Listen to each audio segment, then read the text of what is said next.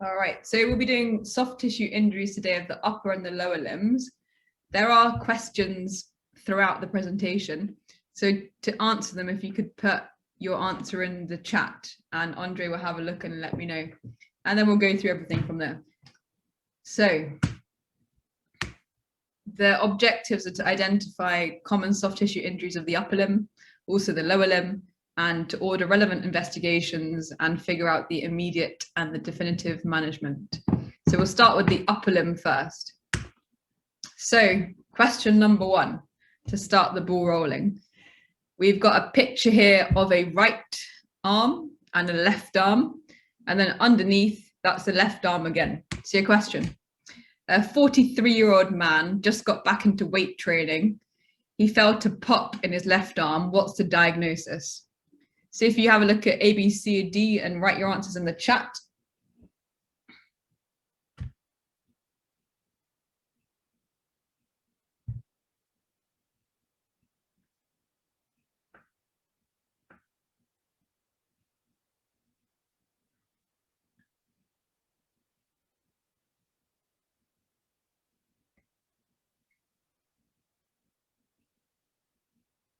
So yeah, the answers are looking good in the chat. So the answer is biceps rupture.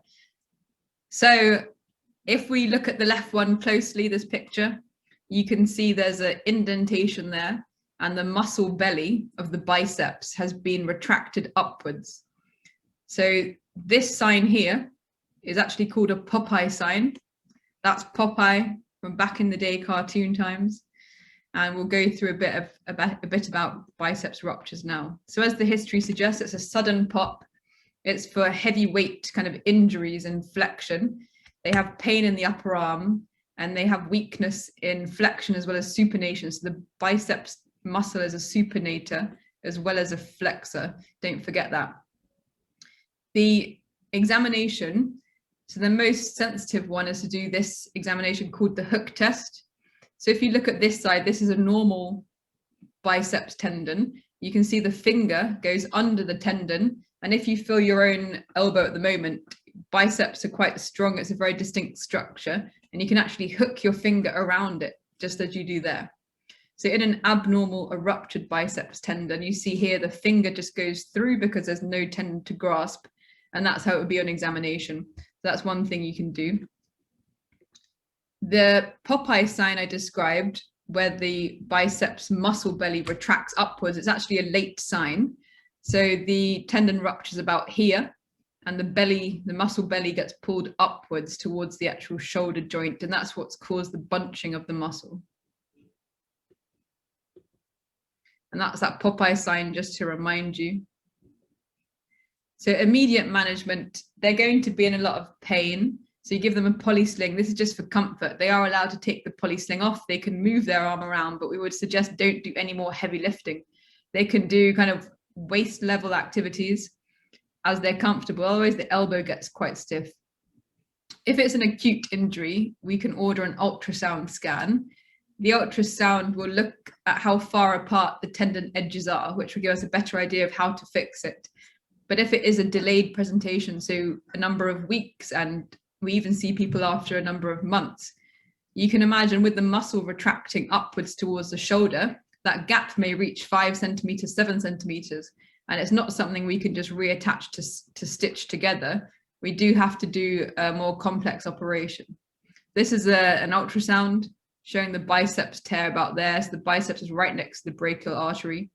The biceps tendon, it comes from the humerus area, and its point of insertion is the tuberosity on the radius. So this is an operative procedure for a distal biceps repair. So you can see here the incisions just across the elbow. You actually have to dig your fingers up here and find the tendon, and you pull it down. You then cover it with stitches. At the end of those stitches, there is an anchor, this anchor, which is attached to it. You drill a hole through the tuberosity of the radius, you pass the anchor through, and then you just flip the anchor. So the anchor stabilizes now the muscle belly and the tendon. So when you get the x-ray post-op, that's all you'll see, just the anchor, just below the tuberosity of the radius bone. So question number 2. A 40-year-old mechanic plays baseball twice a week. Today he comes in with shoulder pain and he can only abduct his shoulder to 30 degrees. Anyone know the diagnosis?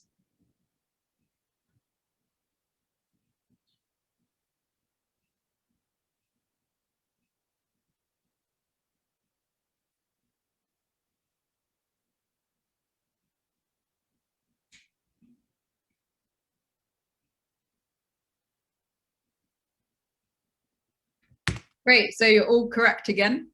So the rotator cuff tear is mainly diagnosed initially clinically before you get the definitive investigation, which would be an ultrasound and MRI. So they'll often come in like this person with a bruise. The x-ray will look like there's no broken bones, because there shouldn't really be. And they'll be in pain, difficulty with all movements of the shoulder, particularly in abduction, because normally it's the supraspinatus muscle which is affected. This x-ray here, if you have a look at it, the humeral head has migrated superiorly, so it's just touching this bone up here. So the rotator cuff muscles, they actually lie here. So you should normally have a gap there. The humeral head should be lower. This isn't an immediate sign. So if you're in A&E with someone with a suspected rotator cuff tear, their x-ray will look completely normal. They will have the normal gap. This is, again, a late sign where the humeral head just migrates upwards because the tendons have completely retracted this way. So the rotator cuff anatomy, this is quite a nice diagram. This is the front of the scapula, and there's a subscapularis muscle, a big one all here, the tendon inserts over there. On the back of the scapula, you have the supraspinatus one, which is up here, is at the top, just there above the scapular spine. It's the most commonly injured part of the rotator cuff. You then have the infraspinatus and then the teres minor, and these are the 4 muscle and tendons of the rotator cuff. In terms of what movements they do, so the supraspinatus muscle is an abductor. So this movement, the infraspinatus and the teres minor are external rotators. So you get them to lock their elbow into their body and rotate their elbow outward, their hand outwards, but keeping the elbow locked in. And the subscapularis is internal rotation, so hand behind the back. Those are the kind of if you remember those movements, it's quite specific to those tendons. And if you want to assess the actual tendon and muscle strength further, you ask them to abduct, but you resist them going up. You ask them to externally rotate, but you resist, and you feel how strong they are. Compare it to the other side. So the symptoms are pain in the shoulder, pain at the back here, bruising, and particularly with rotator cuff injuries, they're unable to do overhead activity. So brushing their hair, drying their hair, reaching for plates and cups up above in their cupboards. Examination wise, feel along the whole joint line, particularly with supraspinatus muscle bulks. They'll have a painful arc. So when you're doing your abduction angle from the thigh all up to their head, it will be painful. As I said, you could do resisted movements for the weakness in the rotator cuff movements. This just to remind you for the shoulder examination, all the different movements you should be doing: flexion, extension, abduction, internal rotation, and external rotation. And if you remember this table below, then you'll remember which parts of the rotator cuff do what bit. And management wise, so very much like the biceps one, they're going to be in pain. You give them a poly sling. This again is for comfort. They can take this off as they feel able to, so the joints don't become stiff. You can get an ultrasound scan. Ultrasound would be for someone who's doesn't have too much high body habitus. But if you have someone who's a bit larger, higher BMI, or even the younger population who are active, I tend more to get MRI scans than ultrasound because they're much more detailed. You can also see if they've had any other injuries to the labrum, or any kind of dislocation injuries which have led to bits of bone coming off. So I would go for MRI as your first line. It's much more detailed. And if you come to surgical planning, it's just, you know exactly how far the bits of the rotator cuff are. So your management definitively, so partial tears, about 40% of the population, if you just took 40% of Woolwich, they would all have rotator cuff tears and be completely asymptomatic. So partial tears are conservatively managed with physiotherapy. The main thing is, can they do their overhead activities and are they strong enough to do the things they need to do? Complete tears with weakness, so that's all the resisted movements you do when you assess them. If they are weak with their complete tear, then you would offer them a surgical repair, keyhole surgery. We would hopefully just stitch the ends back together. But if the ends have moved really far away from each other, we can't grab them and stitch them back together. So we do something called a balloon arthroplasty. So these first pictures are the direct suturing of the actual tendon. So if you look at this picture here before repair, this is the rotator cuff tendon here, and that should be dragged over here. We shouldn't be able to see this part of the humerus. It should be covering it completely. This is after the repair. So you can see the whole tendon is now here. This white shiny tendon has been put here with all the sutures going across. This is just another diagram for the keyhole surgery. It shows you how the suture can be positioned. This is, as I was saying, the rotator cuff tendon bit is there, and it's also here, but they're quite far away just to grab with the suture without it cheese wiring through. So you can do something called the balloon arthroplasty, which is you insert this deflated balloon and then you inflate it with water. Now remember what I was saying about your x-rays. So the humerus superiorly migrates and it's almost touching up here. But when you put the balloon back in, you restore that gap and you can see how the humeral head goes back inferiorly. So that's for the upper limb. Mainly, we cover a lot of soft tissue injuries with the lower limb. So most of the talk will now be on that. So for question 3, a 30-year-old woman was playing football. She felt a pop around her knee. What's your diagnosis?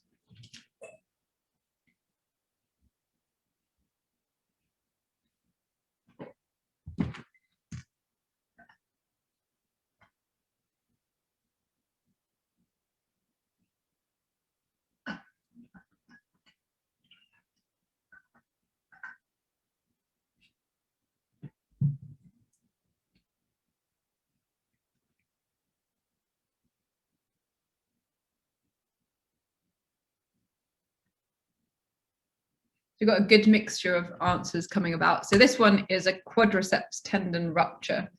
So if you have a look at the picture up here, the patella itself is there. So there's a palpable gap just above the patella, which is where the quadriceps tendon inserts. And if you look at the x-ray, the patella should be about here. So the patella has moved down. And that's because the patella tendon is still attached, but the quadriceps tendon has broken. So the patella tendon pulls the patella downwards. We'll go through in that a bit more detail. So this is the extensor mechanism of the knee. So the mechanism injuries can either be of the quadriceps tendon, the patella itself, which we covered in another talk, so fracture the patella, or it can be due to ruptures of the patella tendon. The key feature with extensor mechanism injuries is they're unable to straight leg raise. So if you have someone laying flat on a bed and you ask them to lift their leg straight off the bed, much like when you do sciatic stretch test, they will not be able to lift their leg up. So on the left bit of the screen, we'll be covering the quadriceps side and the right side will be patella side, and I'll be comparing them so it makes it easier for you clinically. So the quadriceps tendon is here, and you can see where the actual tear is. The patella tendon tear is just about there, as you can see. The patella tendon, it attaches here to the tibial tuberosity. So on x-rays, as I mentioned just a moment ago, this is the quadriceps tendon tear, and the patella moves down towards the actual knee, and that's because the patella tendon is still intact. Comparatively, with the patella tendon ruptures, so all of this tendon is ruptured, you can see the kneecap has significantly moved upwards, even past the knee towards the femur, and the patella should be about here. So it's moved a considerable distance. When you're examining in terms of palpation, there'll be a palpable, well, hopefully you don't see it all the time, but you'd look for and feel for a palpable gap just above the patella. And with patella tendon injuries, It'll be below the patella, you'll feel a palpable gap. Management for both of these, again, is pain control, and that's with a cricket pad splint. You provide them with analgesia, and they won't be able to walk as well as they usually do, so VTE prophylaxis to decrease the risk of deep vein thromboses. Investigation-wise, so again, we can get ultrasounds, we can get MRIs. I've just chosen MRI scans to actually show you. Again, whether you do an ultrasound will again depend on the body habitus. If they have a high body habitus, sometimes the ultrasounds are inconclusive. The reasons to get an MRI scan instead of the ultrasound is body habitus as well as delayed injuries again. So this is the MRI of the quadriceps. It's best seen on this sagittal view. And you can see where the red arrow is, that's where the actual rupture is. It's ruptured just as it inserts into the patella bone itself. Comparatively, the patella tendon rupture, it's here.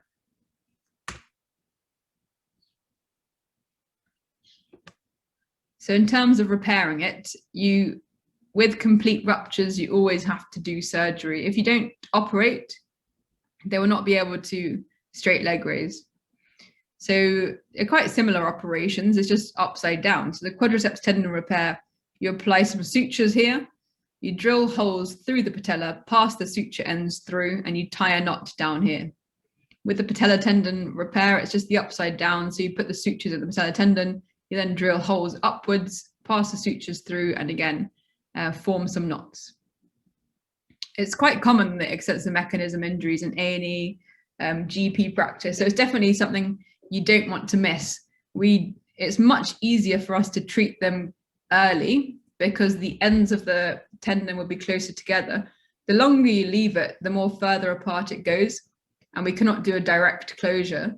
And we have to use allograft tendons sometimes, allograft ligaments to help us with the actual repair. So the earlier recognized, the better.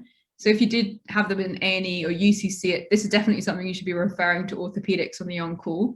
And we can try and expedite that MRI and be aware of the patient and get them operated on quickly. Question 4. A 24-year-old footballer had a twisting injury to the left knee. There was immediate swelling and pain. What's your diagnosis?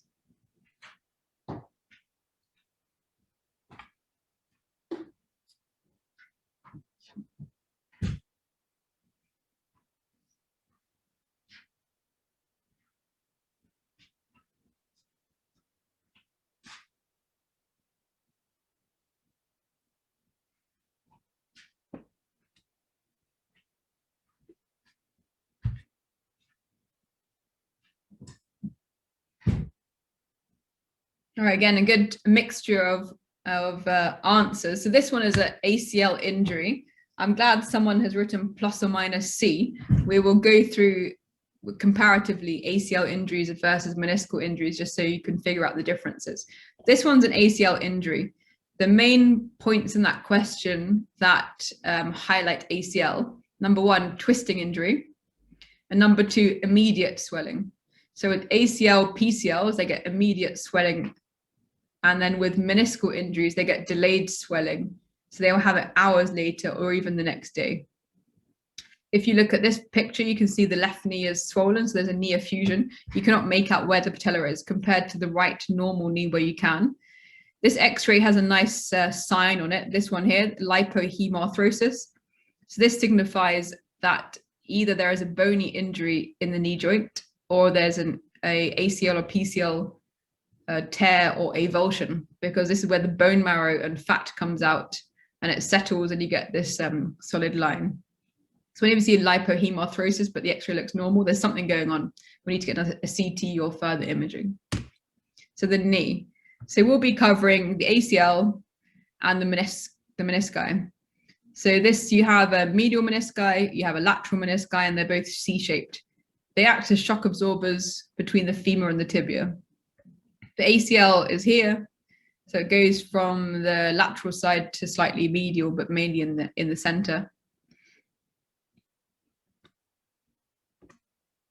So as I was saying, the history for ACL, when you see a patient acutely, is they will have a twisting injury. They'll have immediate swelling, and they may have giving way or instability. Although usually if they are presenting, just a couple of hours after it's actually happened, they won't have that instability. Their main symptom will be pain. They even won't let you examine them. They'll be in too much pain. But something to look out for if they come in slightly delayed. So comparatively, meniscal tears, they'll have some form of knee injury. They usually have delayed swelling, so present with swelling hours or even the next day. Because the meniscus may be torn, they get locked knees or catching as they're bending and straightening their knee because the menisci are flapping. So if I just go back to that picture, so imagine if you have a tear here, you'll be catching every time you bend and straighten the knee, and that's why the knee can become locked. And it's usually the most common cause of a locked knee. Examination wise, so as you've heard in other presentations, it's the usual look, feel, move for orthopedic examinations. When you look, you'll see the swelling, you'll see the effusion. Feeling, you'll feel along the whole joint line for where the tenderness is. Meniscal injuries will have joint line along their respective joint line, tenderness along their respective joint line. So medial meniscal tears will have tenderness on the medial joint line and laterally on the lateral joint line. You'll have a good patellar tap as well. Their range of movement will be reduced due to their pain and their effusion. And the special test, so for the ACL, we do a anterior draw test, which is this one. So if you sit on their foot, have them lying down and relax. It's really important they relax their thigh muscles. And you want to pull their tibia towards you. And the main aim of the ACL is to stop the tibia moving anteriorly compared to the femur. So the ACL should stop you pulling towards you. However, if the ACL is torn, you will feel it give and then move backwards. Another test is the Lachmans Test. So you hold the femur down with one hand. With the other hand, you put your hand behind, so where the calf is, and you try, similarly to the anterior draw, you pull the femur anteriorly, so you pull it up towards you. McMurray's test is for the meniscal tears. This can often be quite painful, and actually we don't do it very often. But what you would do is flex the knee, externally rotate at the foot, so twist it outwards. And as you're extending the leg, so making it straight, they may have pain or you may feel a click, and that's indicative of a medial meniscal tear. Lateral meniscal tear, it's similar, just the other way around. So you flex the knee, you internally rotate the foot and the lower leg, and then you extend and you get the pain and the click. Immediate management, again, pain control mainly. Usually in A&E, we just have a cricket pad splint, so you can provide this in the initial management. But when they come back to our plastering or our fracture clinic, we often convert them to this hinge knee brace here. So it allows them to do extension and flexion, but it stops them twisting, especially if the ACL may be injured or suspected. It stops the twisting injury, which causes instability. So for meniscal injuries and ACL injuries, they're much better identified with an MRI scan. So first of all, for the ACL, it's best viewed on the sagittal plane as well.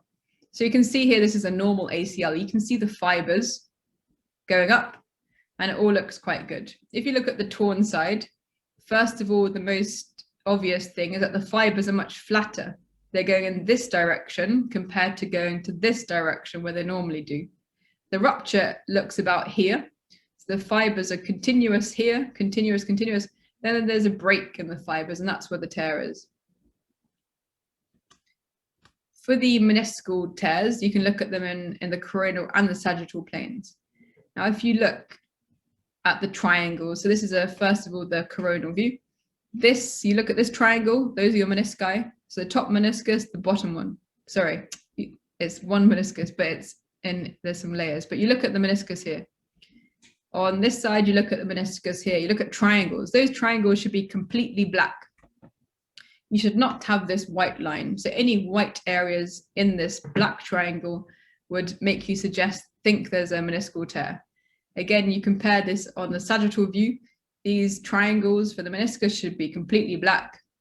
But again, you can see this white line going across, and that's a meniscal tear. Management-wise, so ACL, partial and complete ACL tears, they can be managed conservatively with physio. Not everybody needs an operation. The thing to correlate it with is the clinical situation and the clinical examination. So if someone has a complete tear, but they have no instability, they're able to get around their normal life, their normal activities, then there'll be no reason to do an operation with them.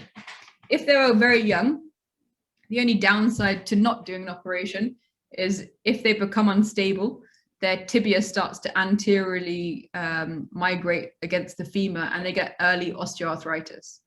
So you do, keep an eye on them and see if they develop any symptoms. With the complete tears, although the ligament is torn, scar tissue can form. And for some low activity people, that scar tissue that forms is adequate enough for them and does not cause any instability. For people who have complete tears and have ongoing instability even after physiotherapy, we do offer them ACL reconstruction. And to do this, we use their hamstrings from the same leg.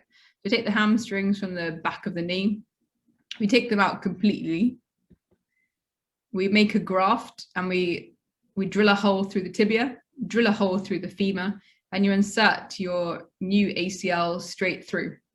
And that acts to stop, as I said, the tibia moving anteriorly against the femur. The main thing to realize with ACLs is it's not an operation we do acutely. So the patients can go for physiotherapy pre-op, even for 3 to 6 months before we do an operation. Meniscal tears, these are slightly different. So partial tears of the meniscus, degenerate tears, so with a background of osteoarthritis, and even complete tears, they can all be managed again conservatively with physiotherapy. The indication to do an operation for meniscal tears is if they're having mechanical symptoms. And by that, I mean, is the knee locking and is the knee giving way? If they have these symptoms despite physio, then these are an indication to look inside the knee with an arthroscopy and we can repair the meniscus. Also, young people and definitely athletics people, we would want to repair the meniscus acutely. And you want to repair it in the first 2 months, really. So this is an example of repair of the meniscus. So it's all keyhole surgery. There's a device which enables you to pass a suture through. You pass it up the other side this way, so you're making like a horizontal mattress suture. That's another picture here of a different technique as the sutures are going round. But you can see the tear starts to close up as you apply the sutures. This is an actual arthroscopic picture. So the tear is this way here. Apply the sutures, and you can see that the gap is now closed up with that meniscal repair. All right, question number 5. There's a 21-year-old man. He's playing squash and he felt someone thump him on the back of the calf. He turned around and no one was there. He has posterior ankle pain. What's your diagnosis?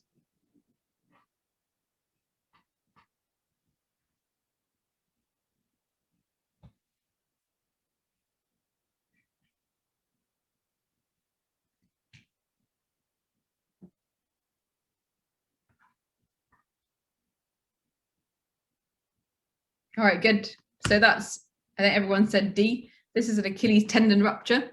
The key point in the actual question is when they feel someone thump them on the back of the calf, and actually, obviously, no one is there. Again, they feel the pop. The common thing with the history of these soft tissue injuries, they usually feel a pop or a thump. Looking at this picture, you could see a dip right there. So the tear of the Achilles is most likely about there. So for examination, history, they present with a thump at the back of the calf. Some people say they thought someone whacked them at the back of the calf. That's how extreme the pain and sensation can feel. We describe, so they're weekend warriors, people who do activities, but only on the weekend. And because they don't have the prolonged activity period or regular routine activities, they're more prone to getting ruptures of their soft tissues. Examination, look, feel, move. So the injury here is of the left Achilles tendon. So if you look at the normal one, you can see very distinctly the Achilles tendon there, even just by looking. But on the left one, you can see swelling. You can't make out where the tendon itself is. The special test is Lachmans Test. So you would squeeze the calf, the gastrocnemius, where you expect, because the Achilles is in continuity, as you squeeze, the foot will normally plantar flex. If there's an Achilles tendon rupture here, you can see there's no continuity there. When you squeeze, there'll be minimal movement of the foot. It will not plantar flex. The management immediately when you see them in A&E UCC is to apply an equinus cast. So when you have the foot pointing downwards in equinus, it brings the ends of the Achilles tendon here and here, it brings them closer together. As soon as you dorsiflex the ankle like this, it moves the parts of the Achilles tendon further away. And that's not really what we want. There'll be no form of healing if they're too far away. You make them non-weight bearing, and again, provide them with VT prophylaxis if they're not walking. You can get an ultrasound scan for acute injuries. So particularly we ask for the gap in plantar flexion, so the gap in equinus, because if the gap is less than 2 centimeters, you can treat them conservatively in a cast. And that equinus cast, it will be in a straight plantar flexion. The ends of the tendon will be close together. And if it's less than 2 centimeters away, it can have a good chance of healing conservatively.